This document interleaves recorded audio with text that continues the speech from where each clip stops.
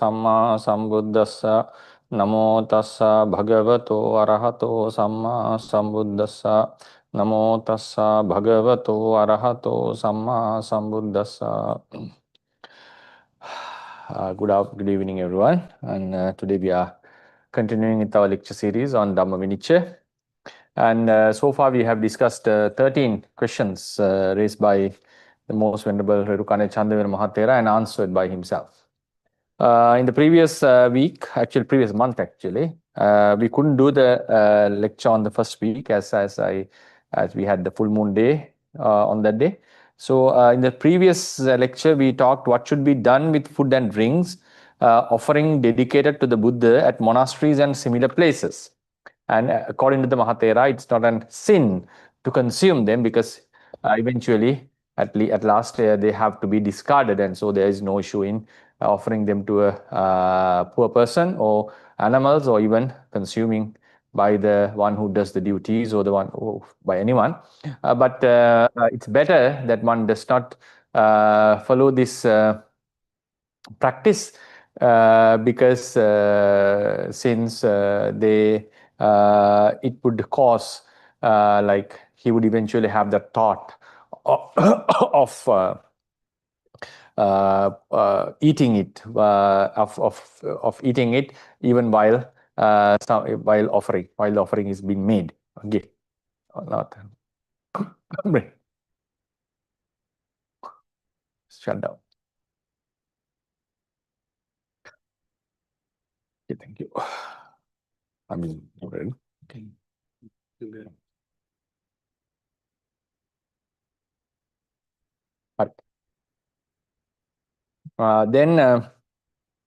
Yeah.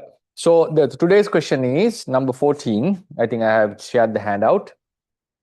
If a devout person who has prepared a Buddha puja and is on the way to a monastery encounters a poor person who had fainted from hunger because he has not received food, which of the following is better? Giving the food being carried to the poor person and restoring him, or disregarding him and taking that food to the monastery to make the offering as a Buddha puja. So it's a sort of question, like a tricky question or a challenging question to answer, because while you are taking the Buddha puja to offer to the monastery as a Buddha puja, because Buddha is not alive in the end, and you encounter a very poor person who is starving and who is in need of food, and what would be your choice? Would you offer it to the poor person and restore him, or would you still continue to the monastery and offer it to the Buddha who is no more there and who would surely not consume it? And yeah, one can have an argument, yes, I will offer the Buddha puja and sometimes take it back and give back to the beggar. That won't be a nice answer, I would say, because the purpose is like to completely dedicate it to the Buddha or to offer it to the poor person. Before going into the answer of the Mahathera, my opinion is it depends on the person's wish. So if he wishes to change his mind and offer it to the poor person, that would be his own choice. Or if he decides to continue and offer the food to the Buddha who had already passed away, that still would be his own choice. And there's no sin or akusala in doing so or making the choice. There would be no akusala at all, because it's our own choice. It's our free will to decide whether to give something to a particular person or to give to someone else. For example, while there are two people who are in need of our help, we can completely decide on. We have the utmost autonomy in deciding on whom to give this offering. So that's the first thing that we should know. And there's no sin in choosing someone over another. So that's something that we need to understand. Not in the utilitarian view, because in the utilitarian view, one would say the greatest good. We have to always consider about the greatest good, and disregarding is not nice. So always we have to restore ourselves in the conduct where the greatest good for the greatest number is achieved or is given. But in Buddhism, our own choice. We have the autonomy, or the I would say the dictatorship in deciding what to do and what not to do. And as long as there is no harm is done towards someone or inflicted upon someone, any harm, as long as there's no harm inflicted upon someone, as long as we can maintain our mind and purely, there's no sin that is caused. For example, even while, for example, think now the person continues to the monastery and offer the food to the Buddha, who is no more, who has already passed away thousands of years ago, and that person happens to die. Who was starving happens to die, and according to the teachings, there is no sin caused by his disregard or non-attending. Now, the same thing is applicable if someone, for example, someone is drowning in the water, and if we just disregard it and continue with our own work without helping the person, while the person we are capable of helping, still there is no akusala in it. There's no akusala in it. But ethically speaking, yes, we would all disagree with what he has done, and we would also would not like to associate such a person, because we ourselves would feel, even while I'm in danger, the person would act in the same way. So as a human being, we expect people to support another human who is in need. But also we have limitations in it, because we all know that we can contribute to some extent to the people who are suffering in war driven areas, or in war affected areas, or in continents there where hunger is prevailing. We still can do something, but most of us are not really into that. Even though it's not going to cost hugely to our wealth, we are not really into it, because we just consider, okay, it's something far away, and we are not really, it's not our business, because we have our own things to take care of. So therefore, but disregarding it is not an akusala. It's not an akusala. I have to clearly say this. Then the question here is, what is raised here is, what is better? What would give a greater merit? So in this regard, the decider of the amount of merit accumulated by a certain karma is basically mainly it is in proportionate with the qualities of the receiver of our action, the end of our action. For example, if I am giving something to someone, the end of my action is that particular person who is receiving my gift. Or if I'm killing someone, the end of my action is the other person who is being killed. So one who receives my action, one who is affected by my action, is his qualities is what mainly decides the level of the merits or demerits accumulated through that particular act. It's nothing else. So nothing to do with the social status and so forth. There can be slight effects to the karma based on the situation, because it's a very complex thing. But mainly, basically, what affects the nature of the karma is the qualities, the actual spiritual qualities that one possesses. Actually, the one who is receiving the end, who is receiving this our action.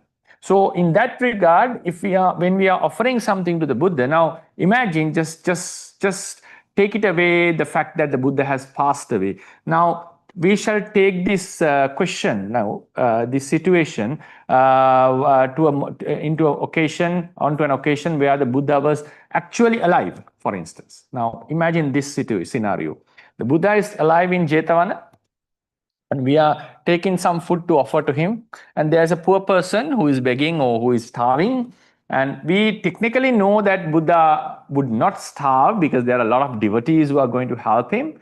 Anathapindika was there. At any emergency, Visakha was there, and based on the merits that he had accumulated, it was very unlikely that he would go starving. So now think that we have all the knowledge about this environment and the situation, and I'm taking my food to the Buddha, and I see a very poor person starving. What would be the choice? That's an interesting question to ask. Now, what would be the choice? Still, it's the person's preference. If he continues to go and offer to the Buddha, that's his preference. And if he changes his mind, no, I'm not going to offer to the Buddha, I'm going to offer to this person because he's starving. Buddha would eventually get the food, and even though I don't offer him, he will get the food. Then the person would decide to offer to the beggar. But the thing is, it's at his choice, that there's no harm in it, no akusala in it.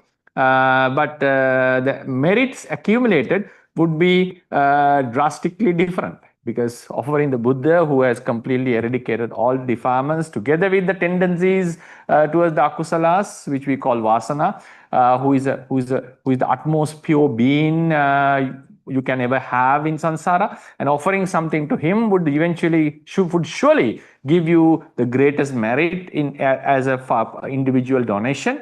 And offering to the poor person, yes, maybe he doesn't have much sila, he is not into spirituality, he's still suffering. Yes, you can offer him, and still you would get benefits based on his own qualities, his actual qualities. So that's how the karma is decided. Karma is not decided based on the social status or anything. It's basically decided based on the level of qualities that the person has. Then but still we can, this would be a very complicated situation in this regard. Now, for example, if there are two poor people, two beggars, okay, two beggars, 1 and 2, right? Two beggars are there, number 1 and number 2. And this person, if you think that both have the similar qualities, both are not virtuous or in a same level of mindset, and one is really starving, and one is not starving, it's full, for example, he's full, he had his meal. Now, among this, it seems like, yeah, if both possess equal qualities, offering to the person who is starving would give you greater merit than offering to, now, for example, if we call A and B, it seems like A is greater than B. Why is that? Because he was actually in need of food at the moment.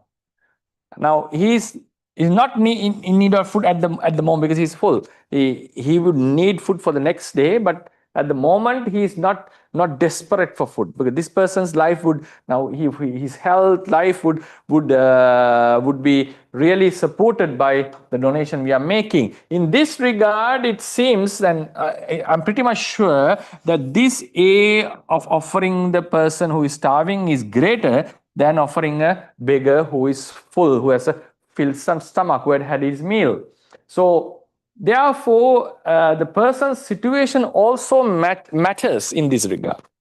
Now, imagine Buddha already had his meal, he's having his meal, and we are going to make it a side dish, for instance. Now, even we are not going to offer it, still he would have his meal, and then the beggar is starving and he's struggling without food. Now, in this situation, the need is for the beggar, not for the Buddha, even while the Buddha was alive.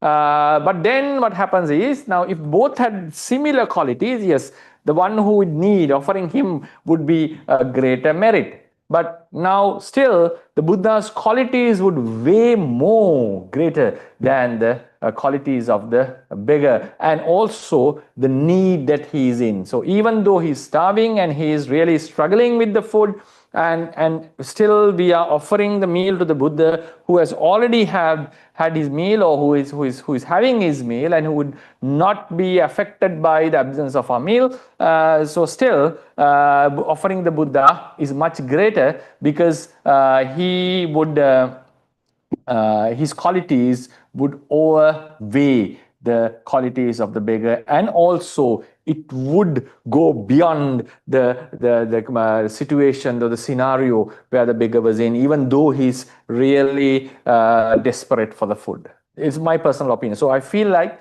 so therefore offering the Buddha would be greater in that sense. Now, then another question can be asked, yes, now offering something to the Buddha as a gift or amisadana, and if the beggar is really starving and he is at the brink of death, and our food is going to save his life, that's another complicated situation, because the offering that I make him to the Buddha would be a amisa puja. So I'm offering it to as a gift for him. But that if I deviate my donation to the beggar instead and offer him, and that would be an act of saving his life, that would go into the category of abhedana. That would go into the category of abhedana. Then we have to weigh two different danas, abhedana and amisadana. Seems like abhedana would in the general sense, abhedana seems to be greater than amisadana, because we are giving offering, like saving his life in one sense. When it results, it would give more protection to our lives in samsara, and we would have long lives rather than having a lot of property. But with the amisadana, we would eventually get more property in samsara. So in that regard, which merit is much greater? I'm not going to going into detail and decide what would be greater. But if now beggar is starving, is not in the brink of death, at the brink of death, I may offer it as amisadana, even though he's desperate, and I may offer that the same food to the Buddha as amisadana. Obviously, offering to the Buddha would overweigh and would surely surpass the merits accumulated in than the offering to the beggar. There's no argument in that. That's very clear cut. But the thing is, if we are deviating the same amisadana for abhedana and saving someone's life, rather offering a gift to the Buddha, that would be in two different categories, I would say. One is amisadana, while the other is the abhedana, and they would give two different outcomes, different results. And now, for example, if the Buddha was sick and a poor person was sick, treating both of them and curing their sickness, yes, if it was done to cure the sickness of curing the Buddha's sickness, would be much greater, because he is a higher person than the other one. So, but the thing is, if the food was offered to the beggar as a jivita dana or abhedana, and if the food was offered to the Buddha as a amisadana, some people would say still the Buddha's offering would would go beyond the saving of the life of the beggar. In my opinion, it's rather than comparing these two, I would say this abhedana would result in a different way than amisadana will be. So because now amisadana is mostly would give us more prosperity, more property, and more luxuries in the life. But in the abhedana sense, yes, it still has that capacity. It also has that capacity, but mostly it would act as a shield in our future lives, and our lives would be more protected from death. So it's quite difficult for me to judge these two now. So therefore, we can make it more and more complicated. But if you take it as two different amisadanas, obviously offering to the Buddha would be much greater. Now we are coming into a realistic scenario where the Buddha has already passed away thousands of years ago, and we are dedicating a meal to a dead or passed away Buddha. And while there's a living being alive, we can have the opportunity to offer it to the poor person. Now, this would also change the scenario a bit, because the Buddha is not alive and he's not really going to benefit out of the food.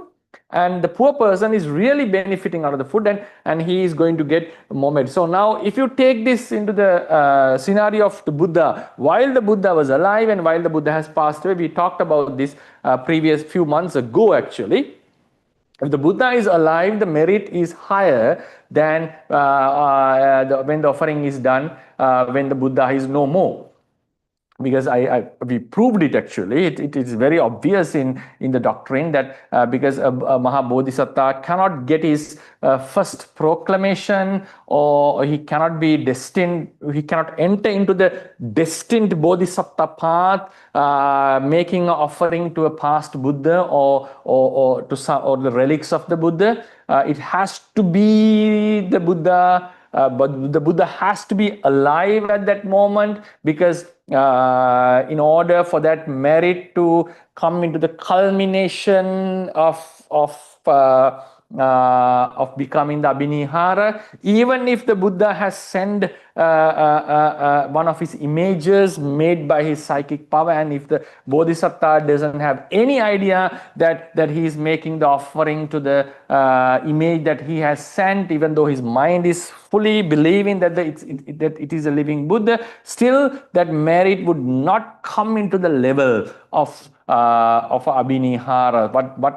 What does he suggest is that his khandhas has to be presently alive there while he is making the merit. So therefore, offering, and also we know when we offer food to a arahant who had emerged from the Nirodha Samapatti, and that merit would result within this very life for sure, according to the teachings. But if you think about a situation where the Sariputta, if you think while he is no more, you think about a scenario where the Sariputta has emerged from the Nirodha Samapatti, and you make an offering to one of his statues, we are not going to get the same merit. So the person's liveliness, or the person being alive, matters a lot in deciding the level of the karma. Even though it is said that the merit would be equal when whether the Buddha is alive or whether the Buddha has passed away. We analyze this stanza very thoroughly in one of our lectures.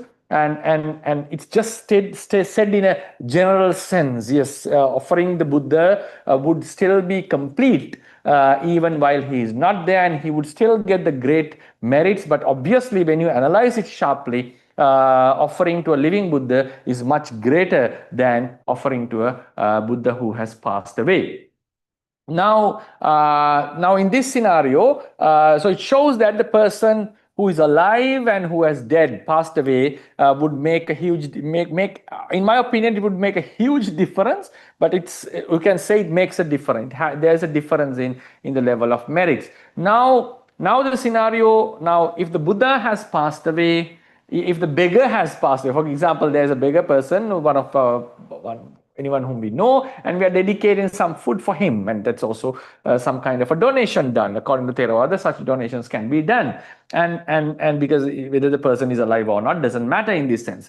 So obviously, offering to a dead Buddha or Parinibbana Buddha who has attained Parinibbana, and also to a dead beggar, obviously offering to the Buddha would be greater. Now the question is, the Buddha is no more. Buddha has attained Parinibbana. He is not living, and we are dedicating some food to that person, food to the Buddha, while the beggar is still alive. So it's also there is a conflict between the alive person and the dead person, right? Who is no more, because Buddha died actually.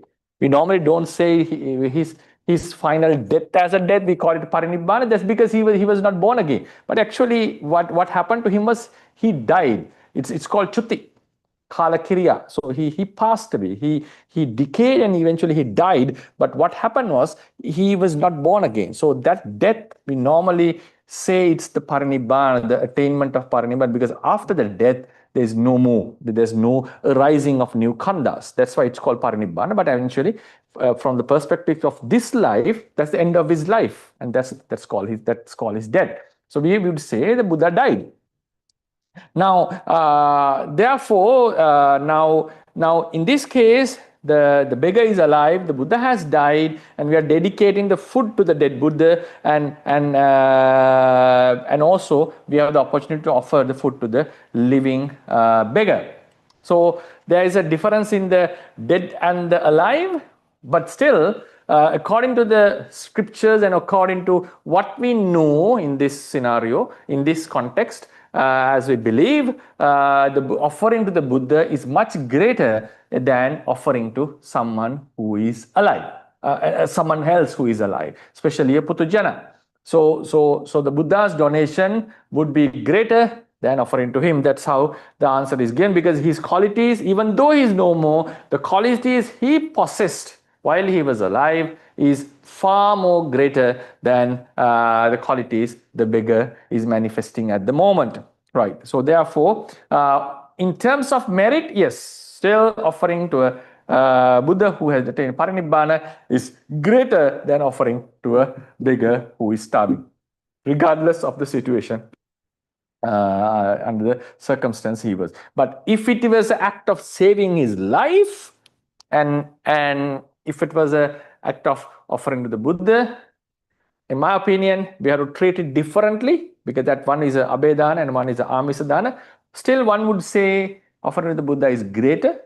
In my opinion, I would say they had to be treated differently, because they are falling into two different categories. They are falling now, because we are not going to ask a question like, okay, I offered food to the Buddha and I preached Dhamma, Dhammadana. What would be much greater? The scripture says teaching Dhamma is greater than offering, making a amisadana. Yes, it can give much merits, but in my opinion, I would say like the benefits that you get by preaching Dhamma is quite different from making a amisadana, because you cannot get. Now, in some places we say if you do meditation, you can get all the benefits of dana, sila, and bhavana, but that's not the case in the entirety, because otherwise, the Bodhisattva is no use for the Bodhisattva to make donations of eyes, ears, flesh, and which is a tormenting process. So he would have just kept on meditating in samsara, and he would be able to get all these accumulation of paramis by that. No, right? So therefore, these kammas, bhavana, sila, dana. Yes, you can show a hierarchy, what is more greater and more beneficial, and what is more closer to the liberation. Yes, in that sense, bhavana is much greater, but the results they give are quite different. They are quite different. Even though a person who has done, now imagine a bodhisattva practices only meditation for the 4 asankheyas and 100,000 years. Can he be a Buddha? No, it's not possible, because he had to go through that process of dana. The most difficult parami to fulfill is dana parami. In my opinion, most difficult is dana, because you have to offer your life, you have to dedicate your entire life, some body parts. So this is not a simple joke, like simple task that one can make. It's not like just meditating and attaining a jhana and doing something. Yes, it's difficult in the sense of controlling the mind, but if you are given a chance, okay, you go and meditate and try to attain a jhana and achieve it, or would you sacrifice one of your eyes? Obviously, we would choose the first option, because dedicating or offering one's eyes is much difficult task to endure, and because we have to live the entire life without that eye afterwards. So that's the obvious question that we have. If you are getting an eye or something, if you have a different vision, we would also be able to donate our eyes and fulfill the donation or paramis or whatever we need. But in that case, so we know that dana parami is the most difficult task to do. So therefore, even though some would say bhavana is much greater and you can get all the benefits by doing that, that's not the case in entirety. Always you have to consider they would result differently. Now think about the Buddha's great signs, 32 great signs. He has mentioned specific karmas which caused these great signs. In the Lakkana Sutta, he directly said this. It's not that you cannot achieve them by doing meditation throughout the whole samsara. No, that's not how it works. So therefore, we are not capable of deciding or weighing two different kammas. One can say bhavana is much greater because it would give a result in the Brahma realm. It is closer to the liberation. It would purify your mind, and that's the final task. Dana is done for the sila and for the sake of bhavana. Yes, in various ways you can highlight the bhavana and keep it in a higher pedestal or a place and still praise it, but you are not going to get the entire benefits of dana just by doing bhavana, because dana has two different qualities that would deepen our attributes or qualities that are necessary to be a noble being. Especially this is seen in the Bodhisattva's practice. So therefore, now preaching Dhamma and making a amisadana, in my opinion, is two different. Because now, personally, if I say something personal, because I've been preaching Dhamma for some years now, and since my initial stages of monk life, I was preaching Dhamma very oftenly. There was a period that I didn't preach any Dhamma while I was studying in Myanmar, and I was like more involved in studying rather than teaching.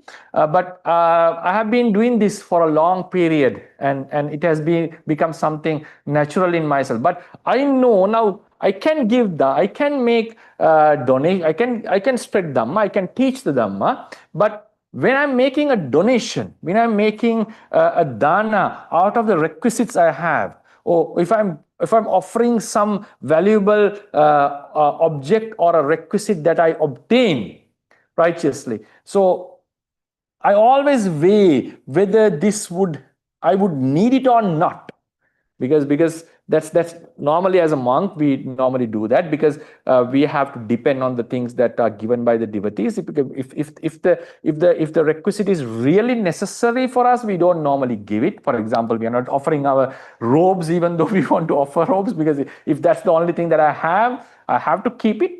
I have to keep it. So patta, those are the things. Patra, normally we don't offer it unless we get an extra one. We can do it, but normally we are not going to offer the patra and start eating in a plate. No, that's not how it works in monk life. So therefore, always we consider whether this requisite is necessary or not, and even if it is necessary, but if I can sustain from a minor requisite, yes, still the offering can be made. Still the offering can be made. So I know how the mind processes. I think all of you as devotees know that how the mind processes. But the thing is, most devotees don't have the experience of preaching Dhamma. They would consider, okay, preaching Dhamma is much greater than making Namisadana. Because from my perspective, I find that preaching Dhamma is something natural, and I don't feel any issue in it. Yes, someone asks questions, I just preach it unless I'm very tired. So I'm very ready to spread the Dhamma that I have studied. But I'm not losing anything from my property by just spreading the Dhamma, because I know just by spreading the Dhamma, others would benefit. At the same time, it would increase my knowledge as well, proficiency in the Dhamma as well. And I'm also greatly benefiting out of teaching. But when I'm offering a donation, making an amisa dana, I'm not going to get any benefit out of that requisite in this life after it's given. Yeah, the merit that I'm accumulating, that's something different. I will get benefits for that, and there's a belief that I have that I'm not getting any benefits on the spot. But by preaching Dhamma, yes, I'm benefiting on the spot, and I'm not losing anything. I'm just sharing, because even though I have spread this Dhamma, I'm not losing the knowledge that I have. But when I'm making an amisadana, I'm losing something. So I know that the mindset is completely different in this regard. So preaching Dhamma has, according to the teachings, has more greater benefits, means like it is more powerful as a donation. But amisadana is, because if you think about the benefits given to the donor, by preaching Dhamma, he is getting more closer. The listener would get closer and closer to Nibbana, and he would also start doing good merits, and that would eventually help him to go in the process faster, rather than the support given by a amisa or a gift. But from the donor's perspective, that mindset is completely different. So like, for instance, I find it, for example, to be honest, I find it much easier to do Dhammadana, because when you have the skill, because many people lack the skill, okay, they find it like it's very difficult to give Dhamma, because mostly they don't know the Dhamma, and they're not very confident about the Dhamma. Because in order to give Dhammadana, you have to know Dhamma, and you have to be very confident about what you know, and you have to be very honest to preach what you know and to admit what you don't know. So all these qualities are necessary, but if you have these qualities, and if you are confident about the things that you have done, if you know, and if you have done the studies, yes, you can preach it. But offering requisites is completely, it's a different thing. It's a different thing. It doesn't mean that I find it much easier to preach Dhamma than to make offerings, to make offerings like amisadana, because the way the mind works is quite different at that moment.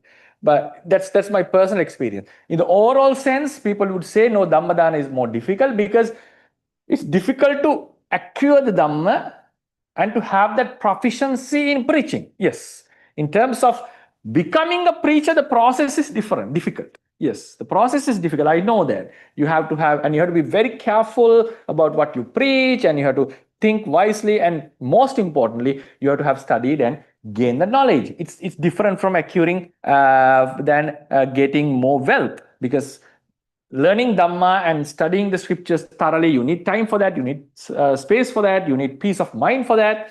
And also, as a preacher, you have to have some kind of conduct within yourself as a monk. So it's in terms of spiritual arena, it is achieved by some sort of dedication. A lot of dedication has to be there to come into that status. Yes, in that regard, giving Dhammadana is difficult because many people cannot come to that status. After you have achieved that status, for example, I consider myself have achieved that status of a Dhamma preacher. I am capable of preaching Dhamma.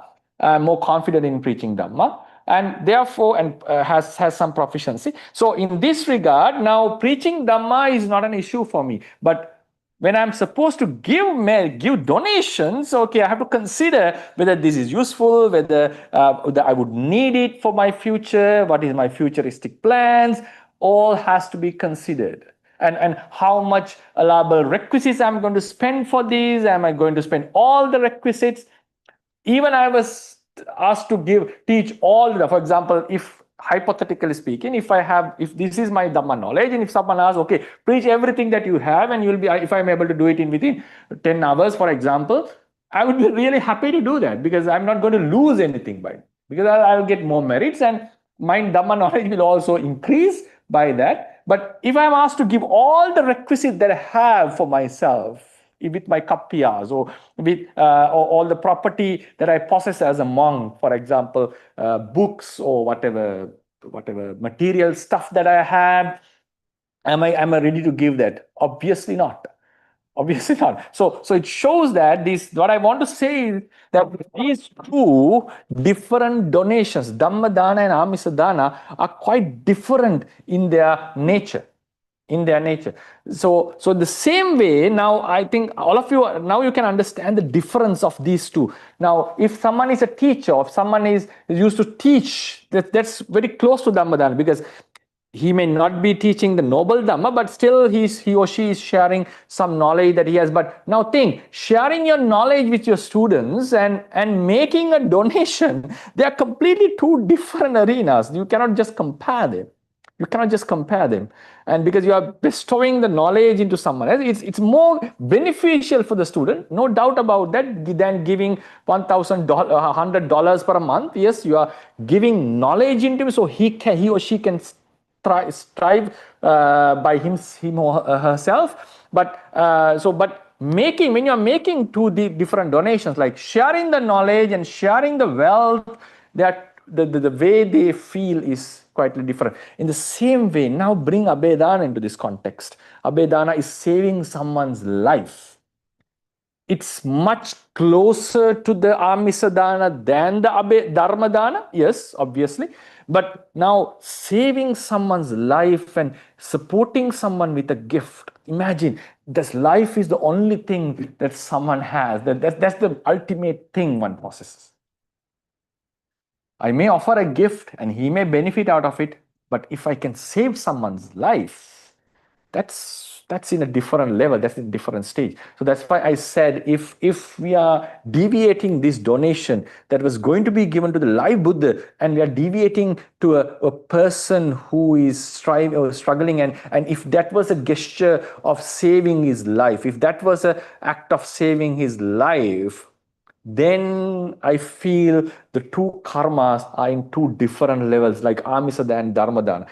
There the difference is more obvious and conspicuous, but in this case, still, Abedana and Amisadana are in two different levels.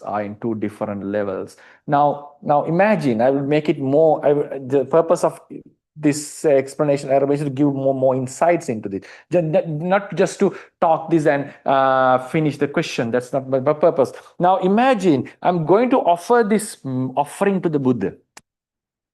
And now imagine yourself. Now you know some Dhamma. and you're going to offer this food to the Buddha, and you see a beggar and a person who is ready to listen to you, and you know that, and you can give it a try, that if you preach the knowledge, Dhamma, that you know, whatever you know, and he might convert into Buddhism, or he might start believing Buddha's teachings. What would be your choice? Are you still processing to make the offering to the Samma Sambuddha and get that great merit of donation, or are you dedicated? Are you stopping and trying to bring this person into the Sammaditthi? That might be the last chance, for example. Now, he may not meet the Buddha. Otherwise, one can start thinking of scenarios like, okay, I make the donation, come and preach, tell the Buddha, okay, forget about all these scenarios. If that is the only chance, then he's also going to die. You're not going to save his life, but if you are able to, now you can give it a try and make him a Sammadittika person, and eventually he will die, but that would completely change the course of his samsara. And at the same time, you have the opportunity to one donation, for example. That's the only chance you are getting to, and Buddha is also about to attain parinibbana. Imagine this is a very hypothetical scenario. What would be the choice? Are we going to convert that person into Sammaditthi, or are we processing to give the donation, to the only donation that you are going to get in this sasana for a live Buddha? It's a very hard decision to decide. I would feel for devout Buddhists, that would be much difficult than this question. Giving food to a poor beggar who is in need of food. He may not die, but who is in need of food, or processing to offer to the Buddha who has attained parinibbana. Imagine this scenario. We are going to offer the only dana to the living Buddha because he is about to attain parinibbana, and imagine you are given the chance to offer the last meal of the Buddha. Okay, normally it would happen in a grand scale, like a special case. But imagine if that was the scenario. You are able to give that food to the Buddha, and you are capable of turning someone, a Micchaditti person, into Sammaditthi. That would completely change his entire course of samsara. And one day he will attain the parinibbana in the future. What would be the choice? That's a very tough one. One can easily say, no, forget about him. I'm going to make the donation, and I'm going to make a great wish. So my liberation is more vital than someone else's. Yes, he can process. The question is, what would be more fruitful? The Dhamma dana that you are giving to this person, or the Amisa dana that you are giving to the Buddha? So you feel, and I think you should understand that they are completely two different departments. Choice is there. You can make there's no problem in making the choice. That's not the case here. Are we ready to weigh these two karmas? Is it now converting someone from Micchaditti to Sammaditthi and completely changing the course of his life? And also accumulating a merit that would surely guarantee your, for many lives, for example, surely this is going to be a great merit, and you will be born in the heavens, and you will continue in heavens, and there's a high possibility that you would be the next Buddha and get the liberation. So so both have that consequence, and so it seems like, in my opinion, we should not be weighing them at the same scale. So I feel it is a Dhamma dana, and this is a Amisa dana. So they should be treated differently. The same way, if the donation is deviated to the beggar as an act of saving his life, and if it was continued to support the Buddha as a gift or a food donation, in my opinion, they should be treated differently. Now, if both are Amisa danas, yes, then there's no doubt in it that offering the Buddha would benefit greater than offering to a beggar. But then one can ask, who is more compassionate? What should be done? What is the purpose? What should be the purpose of a Buddhist? In my opinion, Buddhists don't have such a a clear-cut purpose. In Buddhism, we have lots of options to do. It's not that everyone has to ordain. It's not that everyone has to practice 10 precepts. It's not that everyone has to practice 8 precepts for sure. Normally, we would expect person to practice 5 precepts, but that's not compulsory as a Buddhist, but that would be the basis requirement for higher attainment. So we would say that a Buddhist must practice 5 precepts, but it's not necessary to keep the Buddhist status. Anyway, so in Buddhism, we have much larger options that we can do. In any religion, that's the case. So we should not be asking this question and saying what should be done at that moment, because it's not only related to Buddhism. There are many such scenarios that we can face in such situations. For example, okay, wife is drowning and the mother is drowning. Whom should we save? Okay. A daughter is drowning and the mother is drowning. Okay, this is a much difficult case to deal with. Mother is drowning, and if you attend to someone, the other one is going to surely die. So what would be what is the course of conduct that one has to follow? Are you just letting your mother die? She is quite old, for example. Okay, are you just letting your mother die, who was the refuge and who brought you into this world? Or are you just going to let your daughter die, whose responsibility is best upon you as a parent? So that is a very tough situation. I wish that no one would experience such a devastating situation. But if someone asks a question, how should a Buddhist act in this scenario? I think there's no clear-cut answer for this. And even in the political scenario, even in the social scenario, I don't think there is a clear-cut answer for this. So in the same way, from the Buddhist perspective, there is no such a clear-cut way to act on this kind of situation. Whether we proceed to give the donation to the Buddha or whether we deviate it and offer to the beggar, it completely depends. It completely depends on the decision the donor is making. So we should not be blaming him, or we should not be praising him for what he has done, because that's his wish. That's his decision. That's his decision. Even, for example, even myself, I'm not advocating or encouraging people to do that. For example, if I get a special offering, like if I feel like, okay, I can offer it to Mahachetya as a donation, and I find one of my monks, one of my students are in need of this requisite. In most of the cases, my choice will be to offer to the student who is in need of that, rather than offering to the Mahachetya.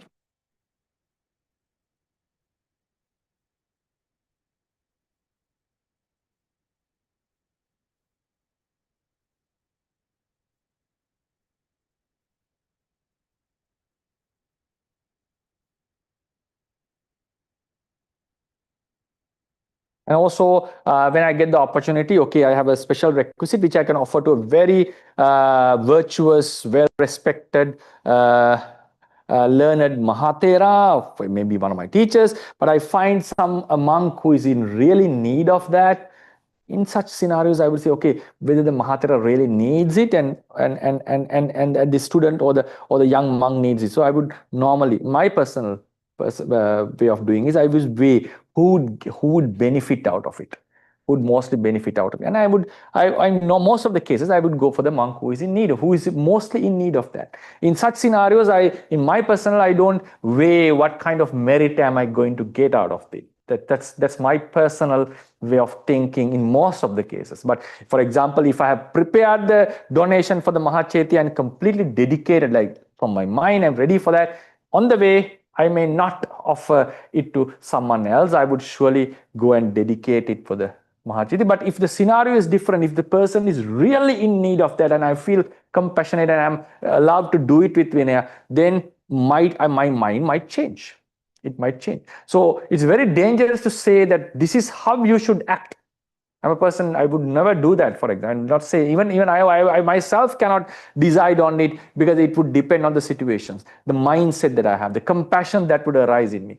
So there are many situations that would dictate that situation, that occasion. So in most of the cases, what I do mostly is I would find out what is the most benefit and what is the benefit, and who would get the benefit out of this donation. What is real? Who really needs it?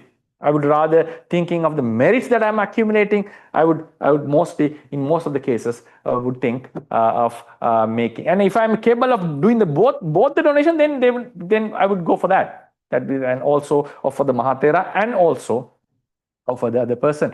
But in a scenario where that I don't have any other requisites, and this is the only requisite that I have, I want to make a choice. In most of the cases, I would go for the one who is in need. So, and it also depends on the situation and all this stuff. So therefore, it's up to us to decide whether to go for the higher merit or whether to go for the benefit of the receiver. That's something that we have to decide. So it's, in my opinion, asking such a question is quite unfair, especially because someone is a Buddhist, and asking, are you going to proceed to offer to the Buddha who has passed away, or are you going to offer it to the poor person, right? So we'll read it. Now, if this question is resolved according to rules of governance, now this is how Mahathera has said this, it must be said that giving the food to the poor person who is suffering from hunger is good. A pious person who makes an offering to the Buddha does so with the expectation of accumulating merit for future happiness. However, the greatness of merit depends on the recipient's virtues, not based on his or her destitution.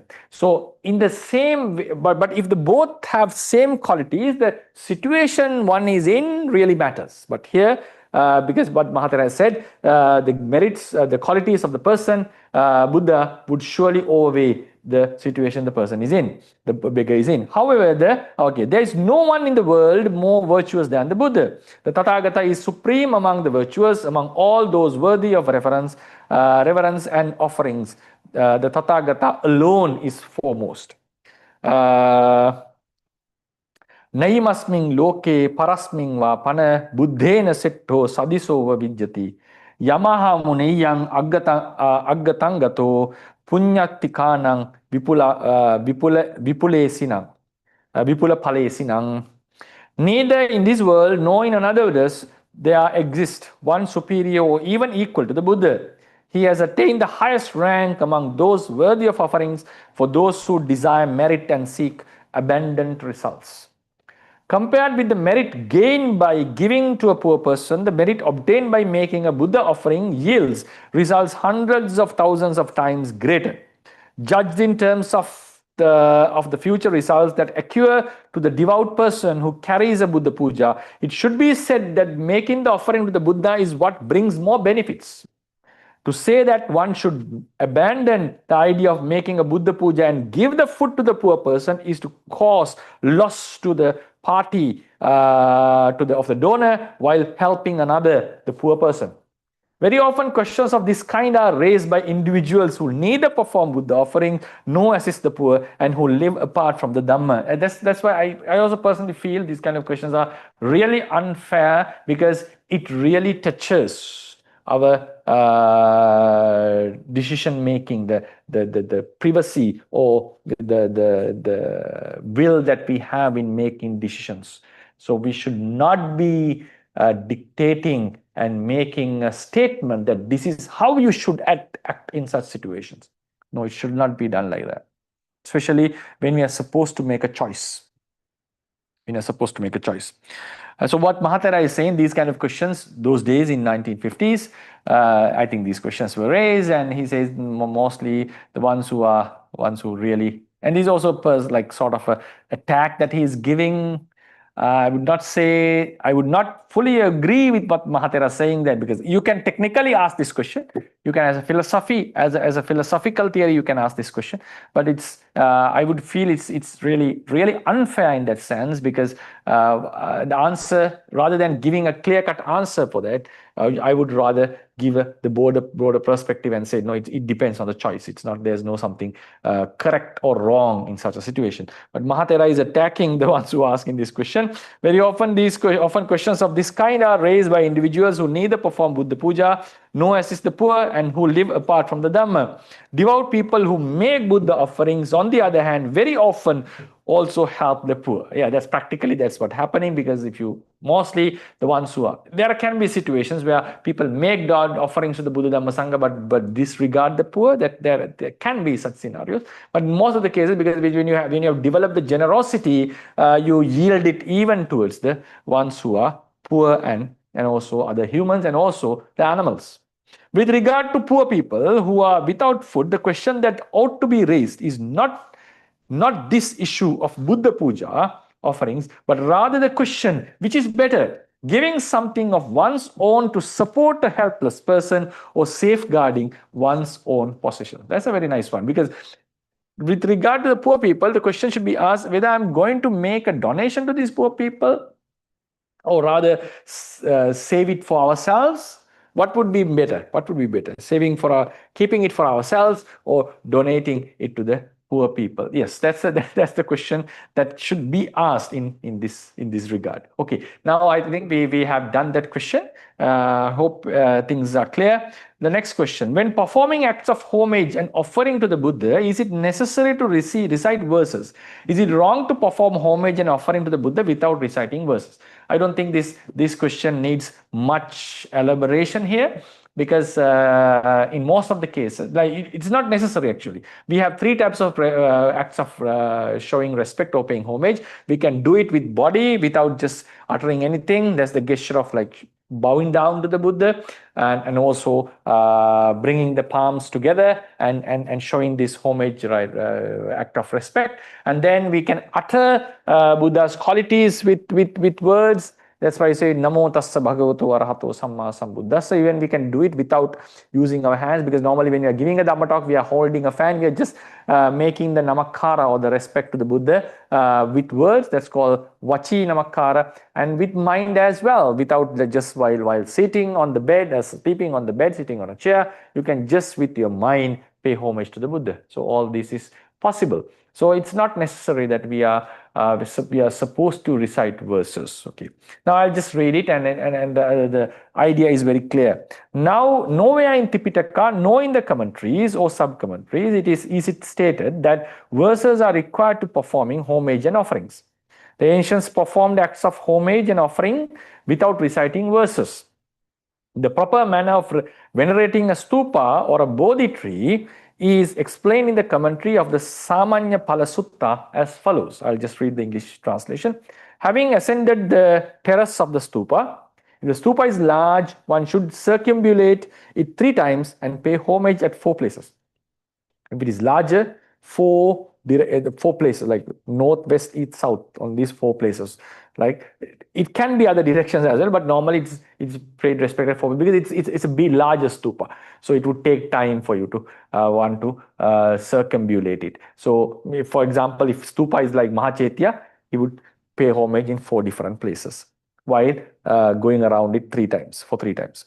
If it is small, one should similarly circumambulate it and 3 times and pay homage at 8 places. Since it's a small stupa, you can pay homage at 8 places. However, having venerated the stupa, upon reaching the Bodhi tree terrace, one should venerate the Bodhi tree with reverence, showing respectful demeanor, and as though in the presence of the Blessed One himself. There is no mention here that verses must be recited. What is stated is that one should circumambulate, stop at appropriate places, and pay homage, placing 5 points of the body at ground. Pancha patittitena vanditabbo. The 5 places are that you keep your arm, 2 arms, 2 knees, 4, and then the head, right? So 5. Then this same idea is stated in other commentaries as well.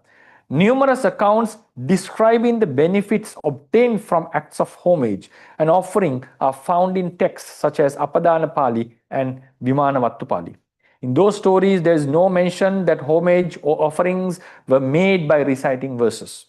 In a few Apadana stories, it is stated that verses were recited in praise of the Buddha. Those verses were recited as acts of praising the Buddha. Yeah. So they were recited as Tuti Puja, we normally say, right?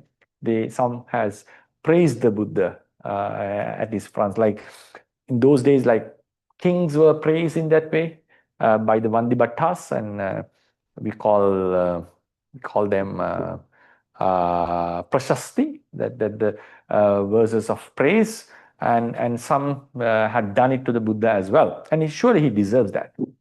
In one sense, when we are paying homage, the recitation of verses is also kind of praising him. One should consider how much confusion would have arisen if during the lifetime of the Buddha, people who came into his presence had begun to pay homage by reciting verses. Those who came before the Buddha paid homage without reciting verses. Flowers and other offerings were also offered without reciting verses. Likewise, even today, there is no fault in paying homage and offering flowers, lamps, and the like without reciting verses. Because surely, in one place, he says, if people started to recite verses and do as we say, like hours, minutes of recitation before offering him, and surely Buddha would chase them away, because because it would surely disturb his seclusion. And even if someone starts doing that to us as a monk, we would like, yeah, okay, 1 or 2 times paying it, okay, but if it takes so long, we would say no, enough, because I have my own work. So the purpose is like when the person, the receiver, is alive, yes, we are not going to consume all of his time, and since he is not there, yes, we may do the recitation. But so therefore, it's very clear, while he was alive, people didn't recite verses much while paying respect to him. When one goes to a monastery, to the stupa, terrace, or bodhi tree terrace, and pays homage in silence, having placed 5 points of the body on the ground, the wholesome deed of homage, vandaname kusala, is obtained. When flowers, lamps, and similar items are placed on the offering seat with the intention of offering the Buddha to the Buddha, the wholesome deed of offering pujame, dhaname, kusala is obtained. When you pay respect, is a vandana kusala. When you offer things, is a dhaname kusala. When you offer flowers, water, food, whatever, that's the dana. The absence of verse recitation does not prevent the wholesome act of homage and offering from taking place. Some people mistakenly believe that verses are absolutely necessary to pay homage and do offerings and refrain from going to temples to perform. And they feel like, okay, it's utterly necessary. So they refrain from going to temples to perform homage and offerings altogether, since they do not know verses. Okay, maybe, I don't know whether that happens these days. But in those days, maybe during Mahathira's time, some people didn't go to temples because they like to make homage, but they felt like without verses, it's not possible to pay homage. Okay, such a pity thing. Anyway, this is a wrong understanding. Those who do not know verses should perform homage and offerings without reciting verses. Some people, because they themselves do not know verses, become distressed and search for others to recite verses whenever they wish to perform homage and offerings. Okay, so maybe that had been a culture. I know even some politicians, I know, when they go to temples, like not with all the media, but they ask some people, like the guards, to give, like, recite Panchasila, so he would repeat after him. So it seems like this custom had been existing in 90s, the 70s, 60s, 50s, and in the past, that one should now. Obviously, he's telling one of his guards to recite Panatipata, Veramani, and so forth, and he would repeat it. It's not like he's taking sila from him. That the custom is that you have to repeat when someone says. In the same way, some might have that idea, yes, you have to have someone to recite the verses when you are making the offering. Yes, so maybe that's what has happened in those days, and I know personally some people who still do that in the older generation. So maybe that was some kind of a culture existing in those days. That's why Mahathera was referring to this idea, because this was written in 1950s. So maybe such customs existed. I don't see any such customs prevailing at the moment, that even though you don't recite, you are taking someone to make it, because now these days people have books and so forth.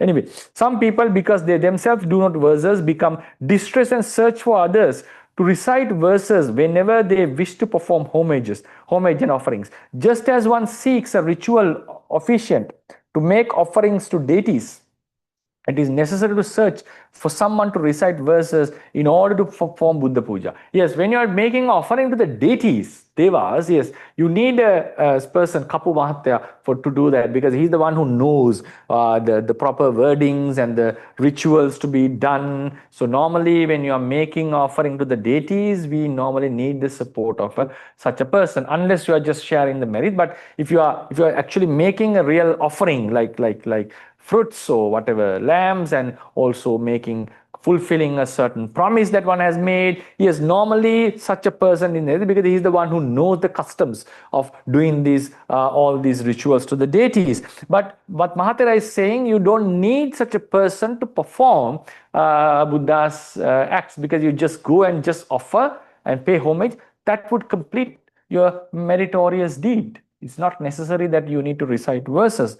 That's why he said, just as one seeks a ritual officiant, kapua, to make offerings to deities, it is necessary to search for someone to recite verses.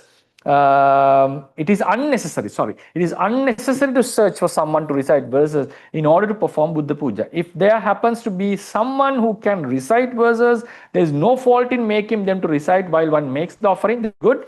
The custom of reciting verses is of relatively recent origin. Reciting verses without understanding their meaning cannot be said to be an act of great benefit. It is an act of benefit, but not out of great benefit if you don't know the meanings. If verses are recited with understanding, wholesome merit arises with each word. Yes, that's the next point. It's better you recite. Those who recite verses should also try to understand their meaning. Yes.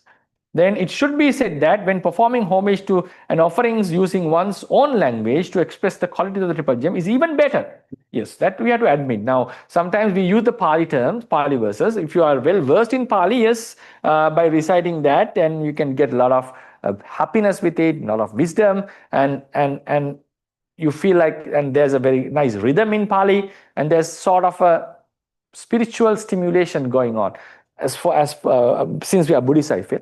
Maybe, and also maybe the language is quite special when we recite in Pali. But if you don't know Pali, yes, it's better. It's always encouraged to do it in Sinhalese, in the whatever language you are accustomed to. So because you know the meaning. What matters here is in the end, what the language doesn't matter. Whatever what level of wisdom arose in you, it was what matters. So therefore, it's very necessary that these verses are recited in Sinhalese if the person is not very good in Pali. So if some people, I know some traditions have made certain verses, they have translated these verses into Sinhalese. Some people started criticizing this. I don't know what the main reason for that. Yes, it's always nice that if you use your own language and to recite, because then you are more closer to the meaning and you are getting a greater merit out of it. There's no doubt about that. There's no argument. Now, for example, when we are meditating, when you are contemplating the meditation, Buddhanusati, we normally do it unless you are reciting the Itipiso verse. If you are supposed to do it in detail, we normally do it in Sinhalese, in our own language. When we do the Vipassana contemplation, we do it in Sinhalese, because that's the language that our mind, the language which is ingrained in our mind stream. Because we think in our own language, our mother tongue. Unless someone has lived for a long period in another country, then that language would be his, he would be more familiar with that. If someone has lived in a foreign country, maybe English is more familiar to him, so he might use the English language in reciting. So likewise, the language doesn't matter here. But reciting Pali, yes, it gives you some kind of a very nice vibe there. And especially when you're reciting Paritta, yes, it should be done in Pali. It's highly recommended to do in Pali, because the rhythm and everything has some kind of an effect. But if you're making a homage or paying respect to the Buddha, you're not going to get any protection from your recitation. What you are planning is to get more merit. So therefore, if you are not familiar, if you cannot get the real meaning in Pali, is encouraged to do it in Sinhalese. That's why Mahathera even has said to monks, when you are doing the Pachavekana, which we call the contemplation or reflection on the four requisites, if you are not very accustomed in Pali, do it in Pali, do it in Sinhalese. For example, myself, when I do my reflections, I normally do it in Sinhalese because it gives more meaning to what I'm reflecting. But sometimes at the end of chanting, we do it in Pali, because even the Pali words, we get the full meaning. There's no issue in it. So if someone has both the skills, he may use alternatively. But the thing is, if someone is not really familiar or accustomed to Pali language, is always recommended do the recitation in Sinhalese or whatever language you are accustomed to. But doing the parittas, yes, then you have to use the original text, because it's about protection. It's about something extra than the merits. There's something mysterious in it. So you have to use the words exactly as it was preserved. That's very necessary. So that's why I say it should be said that when performing homage and offerings using one's own language to express the qualities of the triple gem is even better. One should understand that the more one recollects and recites the qualities of the triple gem during the acts of homage and offering, the greater the merit that is gained. So therefore, if you can recite, yes, that would be much better. So it's not necessary, but so if you don't know the verses, and if you don't have the time to the verses, still you can offer and pay homage and get the merits. Yes, so that would be the session, and I think we have done now 15 questions. There are another 85 left. There's quite a number, but we'll slowly we'll try to get the book done. So I hope you enjoyed the session, and it's up for the forum to ask questions if there are any. Now we will proceed with the questions and answer session. And please use the raise hand button, the feature, to ask your questions.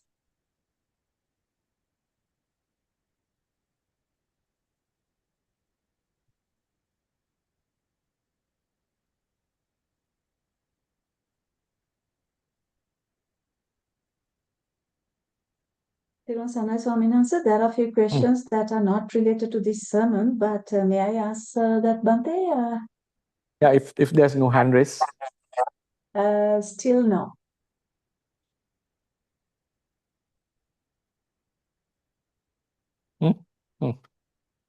Go ahead. Okay, the first one is Swaminathan. Could you please let us know how we as lay people should begin and follow the path of Dhamma, especially for those who may not, believe in the concept of the kinds of danger, satarapaya. So how? That last part I missed, like the ones who don't have. What do you? Can you repeat the question again? This as lay people should begin and follow the path of Dhamma, especially those who may not fully believe in the concept of the kinds of danger, satarapaya. Oh. Though they are Buddhists, some they don't believe satarapaya. Yeah, then it's like this now.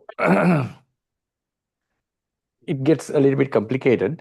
The question is whether you believe in rebirth or not. That's a pretty tough, like very necessary one. If you are not believing in rebirth, then there's no use in Buddhism in the deeper sense, right? Because Buddhism is to get rid of the rebirth.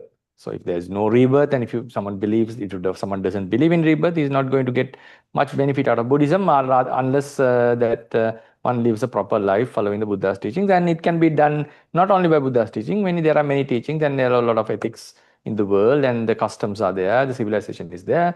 Yeah, we can just follow the stream, and we can still be good human beings without following Buddha's teachings. So the core essence of following the Buddha's teachings is to get rid of samsara. So if someone is going to get rid of samsara, he has to have a belief in rebirth. It's a very vital thing. So if now, yes, someone believes in rebirth but not in four apayas, so what does that mean? One can neglect the Niraya, which is not visible to us at the moment. We can neglect the Peta and Asuras, which are non-humans, but we cannot neglect animals, right? So because it's we know animals are there.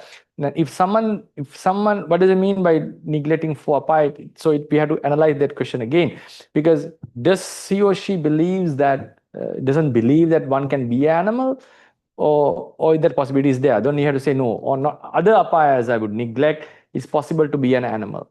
So according to that, then you have to get rid of the devas as well. So then what happens? You have only two realms: animals and humans. Animals and humans. So it's a very strange scenario. But anyway, so one can be born as an animal, which would be the downfall, and one can be born as a human, which would be the good state. And the samsara is going between animal and human, and we would end it one day. And what happens when the world ends? Where it goes? Now, where are we going to live? And okay, animals are no more, humans are no more. So is there no rebirth? Now, according to Buddhism, you have to be in a state which is not affected by this destruction of the world. Yeah, so then when the world originates again, yes, you come down and born as humans, and so the if you keep on digging into this question and just say, okay, I'm a Buddhist and I don't believe in the four apayas, so I don't see it has much validity there. At least, even if someone is a Buddhist, even he doesn't believe in the four apayas or say mysterious worlds, he has to believe in at least three places: that the human, because you are a human; animals, okay, there are animals obviously, and there has to be another state where we are born into while the world is destroyed. Or we have to believe that we are born as humans in another far away distant world, or as an animal, which is a very, very strange scenario to believe in. Because we normally believe the world destroys and world originates again. We are born again in that place. We are not in a state of absence, right? So if the world is destroyed, you have to be in a like sort of a non-human, non-animal state. So whether it's up or down doesn't matter. So these three, at least a Buddhist has to believe. Then if it doesn't believe in these, even in these three, if you okay, one believes in animal, one believes in human, and not in the other state, then the question comes: what would happen to us when the world is destroyed? Are we attaining nirvana? Is the end of the rebirth? So that would be the liberation according to Buddhism. So what we are supposed to do is we don't need to do anything, just wait for the destruction of the world and we'd be free from the suffering. So then the next question comes, okay, if someone is, we don't need to think about such deep concepts, still can we get the benefit out of Buddhism? Okay, that's a different topic actually. That's a different topic. So then the next question comes, no, someone doesn't believe in Buddhism, believe in the rebirth and still be a Buddhist, then he's not a Buddhist actually. Very sorry to say that. If someone doesn't believe in Buddhism, then you're not a Buddhist. If you believe in rebirth, then you're not a Buddhist, because then you're not following like that, because it's a wrong view of not know any the view of annihilation. So a person who is having the view of annihilation cannot be a Buddha's follower. He may respect the Buddha, he may consider, because the Buddha has clearly said there's a rebirth, and the purpose of his teaching is to get rid of the rebirth. So he has a completely different view, and we are holding to a different view. And the respect that you are having to a Buddha is like the respect a Buddhist have towards Jesus, or the respect one has towards a political leader, the respect one has towards a scientist, the respect one has towards his parents. We are not going under refuge. We are just, okay, the Confucius has said certain good things. Jesus had said certain good things. We are not neglecting it. We just, if he said love the neighbors, and when someone was asked to hit the first stone, he said, okay, hit anyone who has not done any sin in the world. Okay, these are very nice ways of insights that he gave to the people, and show that you are also mortal, and we are also prone to fall. So always try to forgive the person who has done a fall, because we ourselves also have falls in ourselves. So these are very nice quotation, very nice approach that he had made. So we have to respect such things. We would not fully agree with the statement of creation, even though Jesus or whoever has said it. Personally, we would not, as Buddhists, we would not agree with that. But still, we would respect him as well. So it's not going under refuge of Jesus, right? He's just respecting certain of his actions, certain of his, some of his actions, some of his behavior, some of his wording, some of his teachings. We do respect it. Now, Albert Einstein had found something and we are benefiting out of it, we respect it.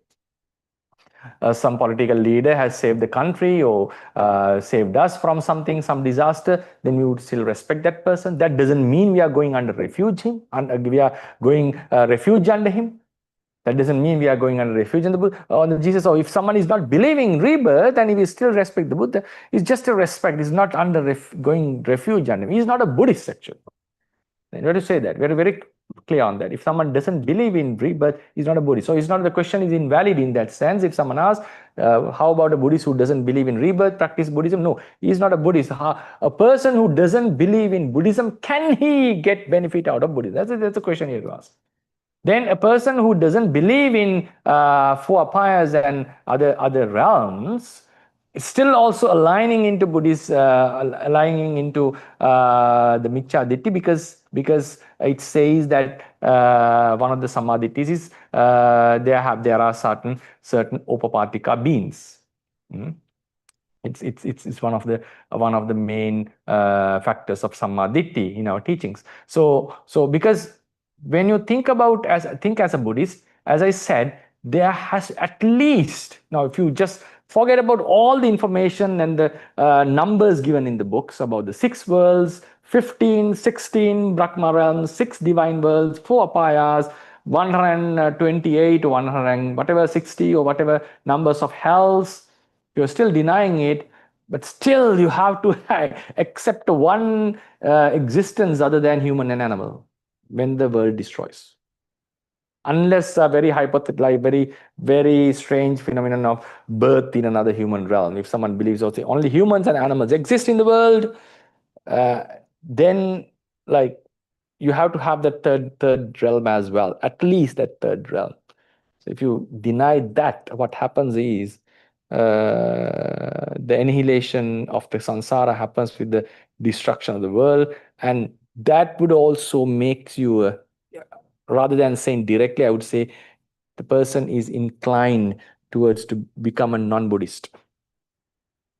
Becoming a inclined towards, if no rebirth is believed, surely he's not a Buddhist. No argument in that. Someone says, I don't believe in 4 apayas, I don't believe in divine realms. Obviously, you have to believe in the human realm, and if you have to believe in the animal realm. If someone doesn't believe, okay, I cannot be a human, can I be an animal after my next birth? Even Pythagoras believed it in Greek. And can a human be an animal in the next life? Can an animal be a human in the next life? Even that is disregarded, then he or she is not a Buddhist. Forget about that. Right? So when someone says disregarding the 4 apayas, still you have to consider, can he be an animal in the next life? Can an animal be a human in the next life? Can a human be another human in the next life? Can an animal be another animal in the next life? At least that has to be accepted. If someone says, no, I'm not worried about that, then you're out of the context of Buddhist teachings, right? So that's the first thing to answer. Then comes, okay, now there is no belief in rebirth, no belief in afterlife, no belief in hells, heavens, or transmigration from life to life, inter-realm migration, animal to human, human to animal, and all these. Forget about other realms. Still, you have to have that special realm when the world is destroyed. Okay, anyway. So if someone is not believing any of them, then he's not a Buddhist. Now, can a non-Buddhist of that caliber benefit out of Buddhism? Yes, can. Possible. So that's why Apannaka Sutta was uttered. Apannaka Sutta was uttered for someone who is in doubt about the rebirth, who is not very clear about it. We normally say atheists are there who doesn't believe in God, and we have agnostics or someone who is not sure whether there's a God or not, and then the believers. So in Buddhism, we would say, yes, one who believes in rebirth and one who believes in the samsara and the path to the liberation is a Buddhist. And some who is holding a completely wrong view is a non-Buddhist, yes. And one who is not certain. Okay, I'm not very certain. I'm not holding a strong view that there's such a thing. I'm not denying what the Buddha's teaching is. Still, he would fall into the non-Buddhist sect, but he's still in a gray area. Okay. So Apannaka Sutta was preached to such people, to preach to some people. Someone is not very clear whether the rebirth is there or not. Buddha said, still, behave well. Why is that? Because behaving well, abstaining from evil deeds in this life would surely benefit for the betterment of the person in this very life. So if there is an afterlife, there is an afterlife, the highest possibility would be if something gives good results in this life, it would, if there is afterlife, it would also give good results in the next life. If there's no life, okay, that's the end of the story. No worries, no problem. But if there is a life, the probability is that it would give higher probability. If something benefited better in this life, that would also benefit better in the next life. Then, if someone does akusalas, yes, he would suffer in this life. Suffer means like it's obviously stealing, killing, and all the sexual misconduct. You can have some sort of pleasure, temporal pleasure, but the mind would not be at peace for sure, and we know that because it's always is in trouble, is in mental turmoil. So it's not I know to the people will not start praising, liking, and also we have the guilt in ourselves because we are harming other beings, and so it would not result in a positive way in this very life. So if there is a rebirth, the high probability is for it to give bad results. If there's no rebirth, okay, there's no issue. So living a bad life and living a good life, according to what the teachers have said, not only Buddha, there are many other teachers who have said good and bad things, and follow the good, follow the bad. If there's no rebirth, doesn't matter, whatever cause it is, that's the end of the story. So if there is a rebirth, if good gives better results in this life, and it's very high probable that it would give, probably it would give good results in the next life. If bad gives bad results in this life, just temporal happiness, next life, and probably would also give bad results. So and then the question is, now if there's no rebirth, okay, what would be? Now you have to live. What about this life? Yes, live it properly, live it nicely. So always do the good. So therefore, if you're doing the good in this life, even there is no rebirth, if you're doing the good in this life, that is also supported. So Buddha said, if there is no rebirth, now you follow good, there's no rebirth, okay. Afterlife, there's no problem. But in this life, it's positive to you. If there is a life, still the possibilities, if there is a rebirth, but most probably it will benefit better. You are living a bad life, all the breaking the precepts and not doing the duties, not respectful to others, living a bad life. No life, yes. There's no afterlife, there's no problem. Things have ended. But within this life, he's not living a very peaceful life. So it's not something worthy, praiseworthy. And if there is an next rebirth, probability is suffering. Probability is suffering. You know, say most probably it would end up in suffering. So therefore, that's why it is said in Sinhalese, atat natat sudanani paraloa, something like that. So whether the next life exists or not, try to live a proper life, because it is indeed giving good results in this value. And next thing is, if you are following the conduct of 5 precepts at least, for example, 5 precepts. In this case, you don't need to pay respect to the Buddha, you don't need to pay respect to the Dhamma, because he's not believing in anything. He may do it as a gesture of respect. But living a proper life is always better, because you will have the peace of mind, you will have the clarity of mind, you will have good relationship with the family, with the society, and also can be successful in all the departments. So in that case, living a good virtuous life, following the 5 precepts is very vital. And then doing some meditation will also help, like breathing exercises and so forth, spreading loving kindness and so forth, right? Because if someone is not very strictly into wrong views, yes, anyone can progress. But if you want to progress like higher levels of jhanas and so forth, you have to have some samadhi in it. But anyway, so you can process and you can have clarity in your mind when you meditate, when you spread loving kindness, having very nice, pleasant thoughts towards others. Yes, these are very beneficial for the studies, for the occupation, for the job, for your family life, and being truthful. So those falls into the category of ethics. So you have to always conduct, or you have to divide the departments of your physical and verbal conduct and your mental conduct. Mental conduct is having loving kindness thoughts towards others, always wishing for the best of others, blessing others. These are this is mental cultivation. For example, focusing on the breath is like developing your concentration power. It's very good for your health, mental health, and also for your physical health as well. Then verbally and physically being watchful about what we do. Is this going to harm someone else? Is it going to do I like if this was done to myself? And am I fulfilling my duties to the family? Am I fulfilling my duties to the country? Am I fulfilling my duties to the society for my job? And am I living a righteous life? He's not worried about the karma vipaka because he's not certain about that. But at least we should know, we should have that proper mindset, because happiness, now one can be happy by harming others, but that happiness cannot last long, because wholesomeness and unwholesomeness of mind is not something unique to a religion.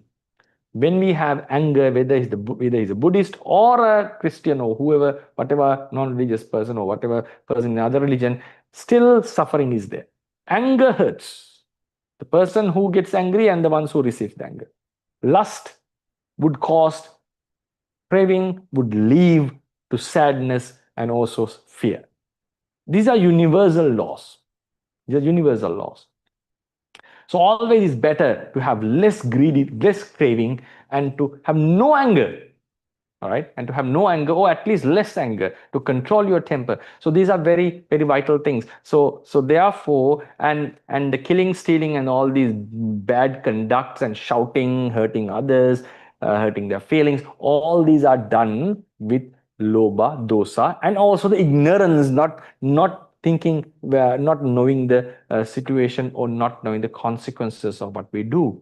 So always lobha, dosa, moha are the hetus for these misbehaviors, bad thoughts. So we have to suppress them and put them down, and that would give the mental peace. Because if someone is having no anger, obviously, regardless of the religion, he would be happy. If he is having less attachment, he's less prone to suffering. And if he has more intelligence or understanding about the situation, he is very probably not to make mistakes and blunders in his life.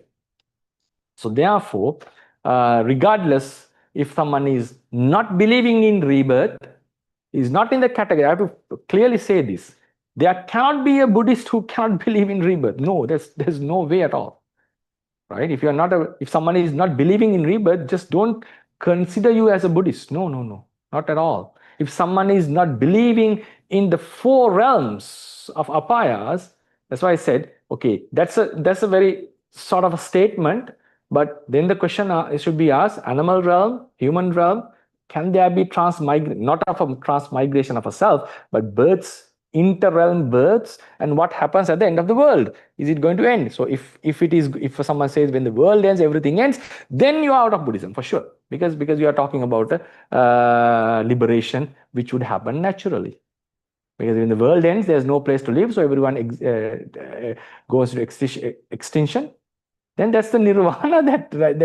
Nirvana means that no rebirth. No, it would happen with when there's no place for someone to be born. So then that's Buddhism. Buddha says, no, you have to remove the defilements and prevent the karma from giving the rebirth, then only the liberation would happen. So as long as the karma is there and the defilements are there, one has to be born in somewhere. There's no way. So if animal and human realms are destroyed with the destruction of the world, there has to be another state, there has to be another form of life where we'll be living. And just forget about human, no animal existence in the far away universe, or far away galaxy or whatever. So now, therefore, it's a very statement. So if someone is not believing in four apayas, you have to dig in and ask what type of non-belief is there. He's bordering the non-Buddhist sect, and maybe he's a non-Buddhist. But if someone doesn't believe in Buddhism, he's not a Buddhist, then the question has to be asked: can a non-Buddhist benefit out of Buddhism? That's the question that you have to ask them. Can a non-Buddhist benefit? Yes, non-Buddhist can benefit out of Buddhism for this life. And also, if there is a next life, and then according to Buddhist philosophy, if someone has lived properly, he's going to benefit as well in the next life as well. So that would be my answer. So I also connected to that. Some people may all the wealth and material comforts, and but yet they experience suffering. And how does this relate to samsara, and how can overcome such suffering? I couldn't follow the Um, um, question. Sorry for your repeating. you want me to repeat that again? Repeat. Yes. I couldn't follow it. So, some people may all the wealth and material comforts, yet this suffer. And what is the reason for this? And how can one find true happiness beyond worldly possessions? I think there's a viral post made by the wealthiest man in the world, right? A few days ago, or maybe yesterday or today. He said, the ones who said money cannot buy happiness really knew what happiness is, something like that. It was posted by Elon Musk because he reached 800 billion USD recently. His hot net wealth, and he himself has said, yes, it seems like he's not fully happy. That's how we would interpret that exposed. The ones who said that the money cannot buy happiness really meant it, or really they knew it, or something like that. Yes, that's ultimately, I would say that's perfectly true. Perfectly true. But that doesn't mean that money is not contributing to the happiness. Money is a very vital factor for happiness, because whatever we say, if someone is struggling with his job, someone is struggling with the food, someone is struggling with the shelter, you cannot be happy, obviously. You cannot be happy, right? Unless he has trained his mind in a spiritual way, yes.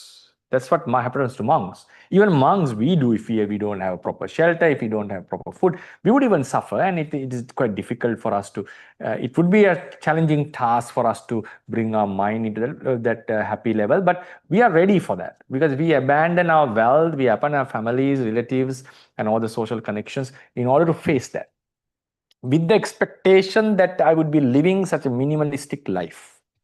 So all the samanas, not only Buddhist monks, all the samanas, rishis, Hindu sadhus, they come to this life, holy life, with such expectation. So we are ready for that, because it's something that now, for instance, if we were asked to do some physical training like a soccer player, we'll never be able to do that, because it's a really hard process. Like, you have to have so much physical fitness in order to perform in the professional level. But now, if we were asked to do that forcefully, we would really dislike it, because it's not something that meant for us. We are not ready for that. Our body is not ready for that. But if now think about the professional soccer players, doing fitness is not something happiness. It's really suffering for the body. But they do it because they willingly accept that. If a university student is asked to do the same training, that would be ragging.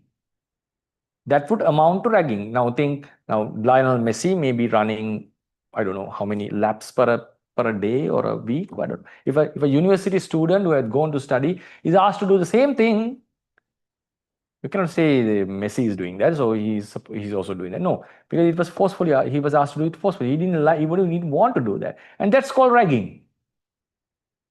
In the football player's case, no, it's something he embraces. He does it willingly.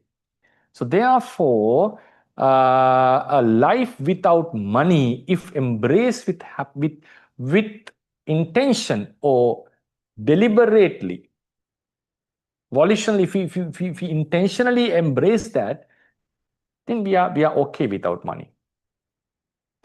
But for a person who is bound with money and who has the expectations of money, not having it is obviously suffering. Now I'll focus on the lay life. I'm not focusing on the monk's life. Yes, lay life is bound with money and people are expected to earn money. Therefore, money plays a huge role in deciding one's happiness. That we have to understand. Yeah, poor people, can't they be happy? Yes, for that you have to have a mental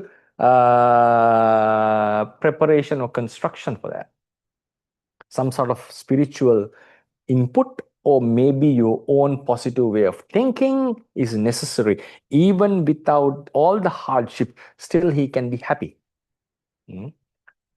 I heard this. I haven't done the research yet. I've heard that in Bhutan they say gross national happiness. They try to measure it, and it is said, the ones who have visited said, in overall general sense they are happy people. That doesn't mean that they don't have conflicts or they don't have family issues. That doesn't mean that they are never having anger or anything. But in the overall sense, as a country, there's less robbery, less murder, and there's a very happy society. They said, even though their wealth is not that much. So this kind of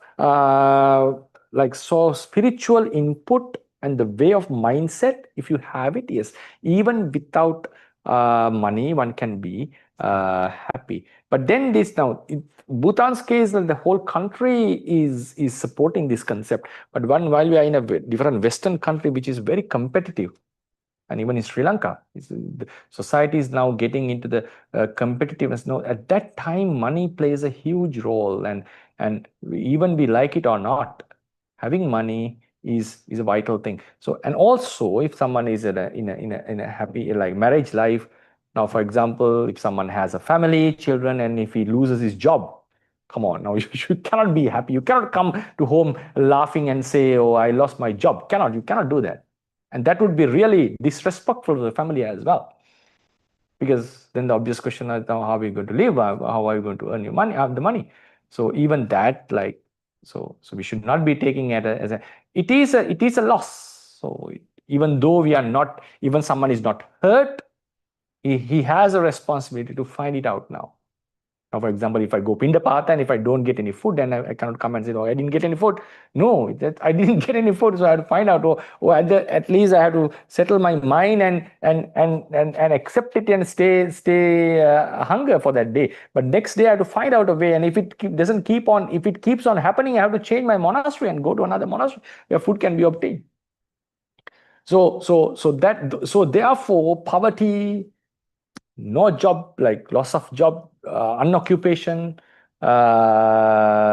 breakups, family issues, these are all detrimental to the happiness. So money plays a big role. So we cannot completely deny the support given by money to happiness.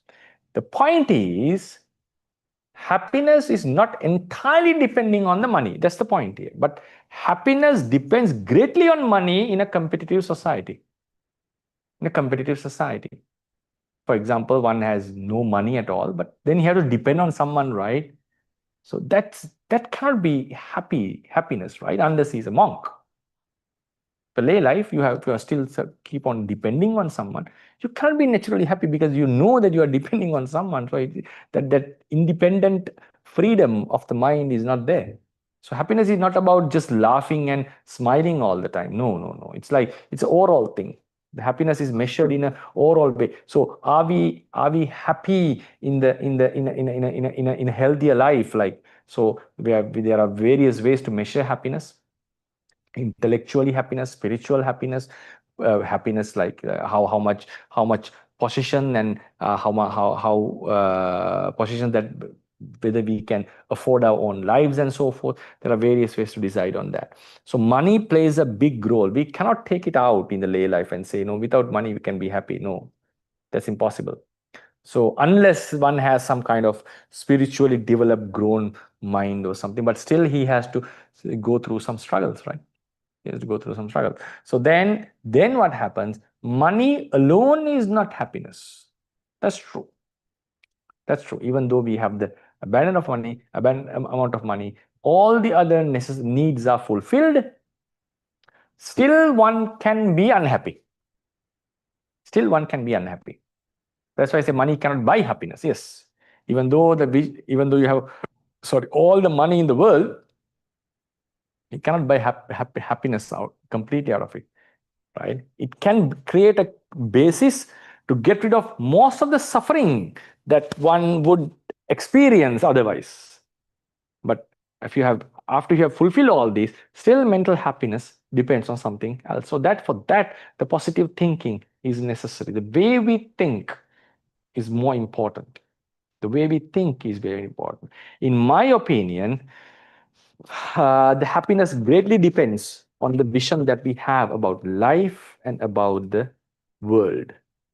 Because certain emotions would make us to lose happiness, anxiety, fear, regret. There are various emotions that are detrimental or harming the happiness. So all this can be overcome with the vision that we have about the life, about the samsara, about the society, about the world. Yes. Now, for example, if someone has, that's what happens to bodhisattvas mostly, because his vision about the samsara, about the life, about the world is so vast. Most of his lives, he has seen the past life.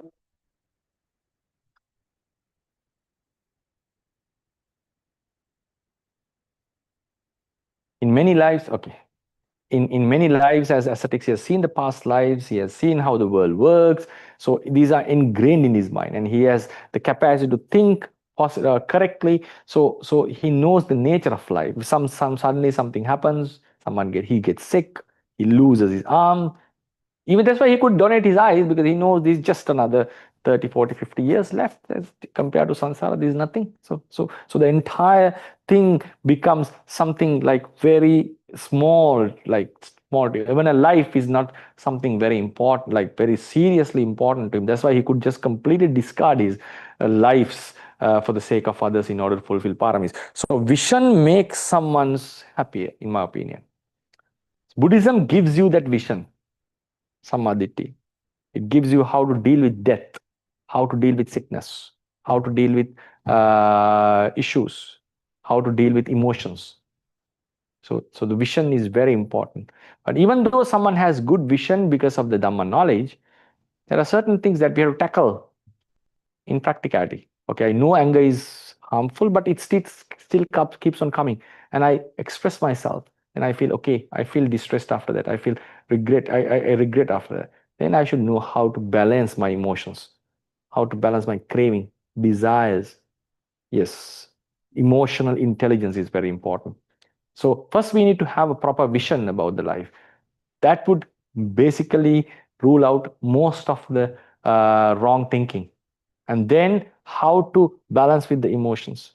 And then meditation, for instance, is a mental cultivation that gives you more peace and completely keeps your mind well concentrated, because the happiness is lost when our mind goes into unnecessary objects and linger in those unnecessary objects.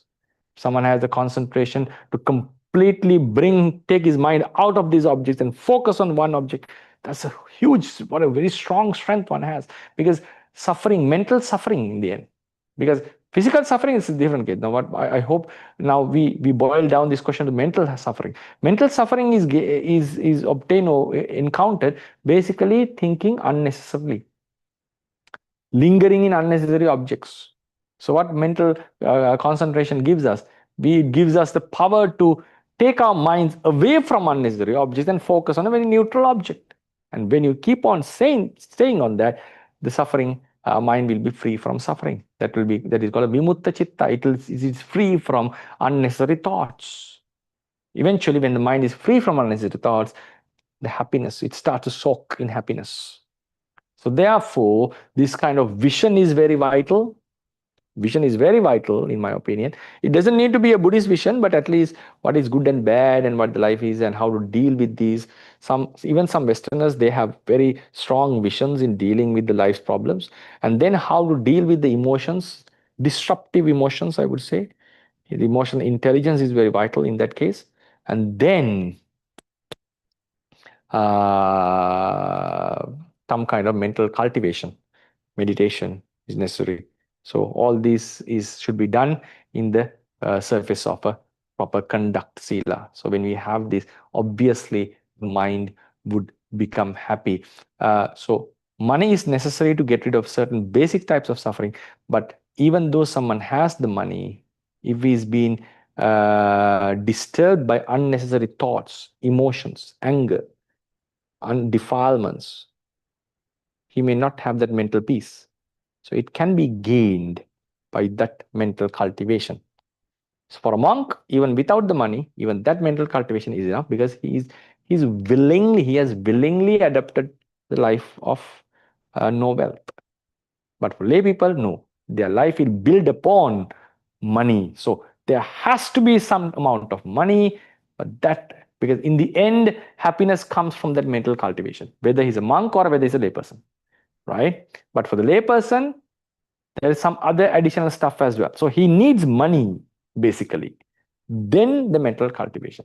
For a monk, he has to find out the requisites in a minimalistic way, because he's ready for that mentally. That's why I gave the example of a football player and someone who is asked to do that. So it's like a football player. Monk has adopted himself, and he has no much expectations. He don't worry about his color, skin color, or appearance.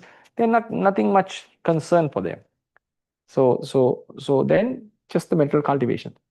So I think so that's how I would see this happiness in relation to money.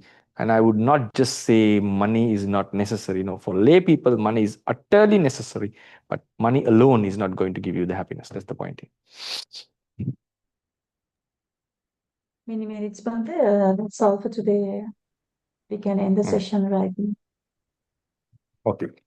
So then, so today's sermon is devotedly sponsored by Mr. Miran Tarindu Munasinghe, residing in Malaysia. The primary purpose of this meritorious offering is to seek success in business endeavors and to share merits with his parents and all family members. May all divine beings who rejoice in merit partake in this offering. May this merit be dedicated to the Venerable Dhamma preacher and all esteemed monks who uphold and spread the Dhamma. So we wish Miran Tharindu Munasinghe, who has been sponsoring this program for some time, and may all his businesses, endeavors, whatever wholesome wishes that he has, may all they become successful. May his family members and everyone related to him live happily, and may he also be able to gain more deeper Dhamma knowledge, and finally attain the mundane and worldly and also supramundane happiness as he wishes. And also may all the divine beings, deceased ones, dead relatives of all the ones who have participated, may they enjoy on this, and all the divine beings who are protecting the sasana, protecting the world, and also this residing in this institution, may all of them rejoice on this great merit, and may their divine pleasures enhanced by this merit, and finally may they get liberated. And also deceased ones of everyone who has participated in this event, may they be happy, they be free from suffering, and finally attain the liberation. Special merits are also dedicated to Mr. Vajira Ranasinghe, residing in Switzerland, for providing the Zoom app for this Dhamma sermon. Yes, his Zoom app has been used for some time in propagating Dhamma, and it's a great merit that he's doing. So he's sponsoring it. So may Vajira Ranasinghe be able to gain more deeper knowledge in Dhamma and finally attain the liberation as soon as possible. May these merits also be transferred to his beloved father, Mr. Ranasinghe, who has passed away. So may he rejoice on his son's merit, and may it be free from suffering. May this merit be shared with everyone who has gathered today to listen to the Dhamma sermon. And also special merits to given to Mrs. Udyan Unantana and Vishwa Unantana for organizing and conducting these special Dhamma talks. May all their sublime wishes be soon come true. And Mr. Nikesh and Prasad, who has been broadcasting and telecasting or whatever these sermons, recording, and so may all their wishes be soon fulfilled. And finally, may all of us be able to be happy in this life, afterlife, and also finally attain the final liberation as soon as possible. Idang vo nyati nang hotu sukita huntu nyatayo. Idang vo nyati nang hotu sukita huntu nyatayo.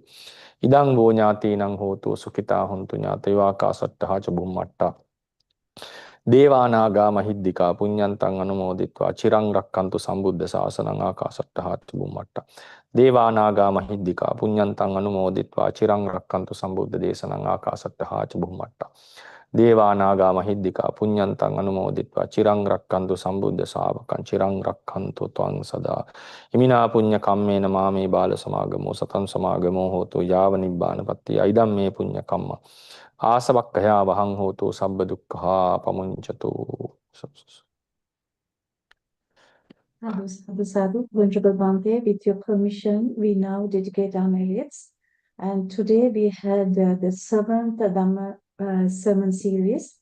And first and foremost, we extend our sincere merit dedication to the Most Venerable Thera, who so graciously shared the most profound teachings of the Buddha in a manner we could truly comprehend. And may the merits we have accumulated be shared with you, Venerable Thera. And by the power of Supreme Buddha, the Dhamma and Sangha, may the Venerable Thera be free from suffering, enjoy good health, and be blessed with the wisdom to attain supreme result. Sri Sabdhamma. Sadhu, sadhu, sadhu. Venerable Bhante, with your permission, may I pay our deepest respect. Okasa Vandami Bhante, Maya Katang, Samina Anumoditappam, Samina Katang Punyang Mayanda Tappam, Okasa Dwaratena, Katang Sappam, Achyang Kamatame Bhante, Okasa Kamami Bhante, Tutiyampi Okasa Kamami Bhante, Tatyampi Okasa Kamami Bhante, Sadhu, sadhu, sadhu. Triple Gem bless you, Swaminathan.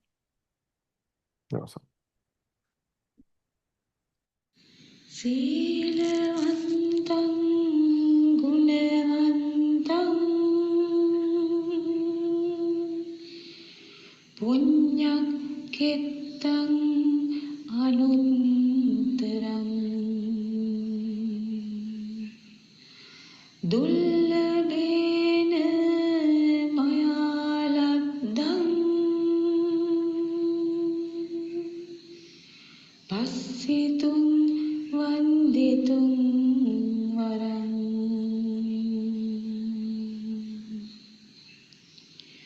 Sariputtadi Theranam Agatam Patipatiya Saddha Silam Dayavasam Buddha Puttam Namami